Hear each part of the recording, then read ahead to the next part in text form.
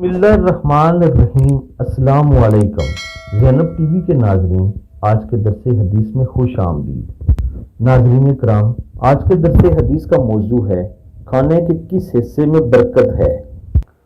हजरत जाबिर रज़ी अल्लाह ताला अन्हो से रिवायत है कि नबी करीम सल्लल्लाहु अलैहि वसल्लम ने इरशाद फरमाया, खाने के बाद अंगुलियां और बर्तन चाटने का हुक्म दिया और फरमाया, तुम नहीं जानते कि खाने के किस हिस्से में बरकत है।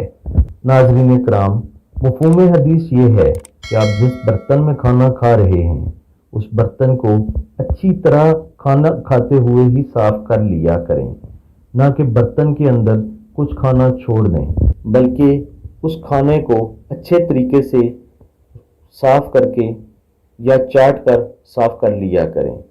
इसके बाद आपकी उंगलियों के साथ जो खाना लगा हुआ होता है उसको भी चाट लिया करें। इस खाने में कई तरह की बीमारियों की शिफा मौजूद होती है। जदीद साइंस ने ये बात साबित की है कि आपकी उंगलियों के पोरों में ऐसे केमिकल्स होते हैं जो खाने के साथ लगकर आपके जिस्म में जब दाखिल होते हैं तो आपके खाने को हजम करने में मदद देते हैं।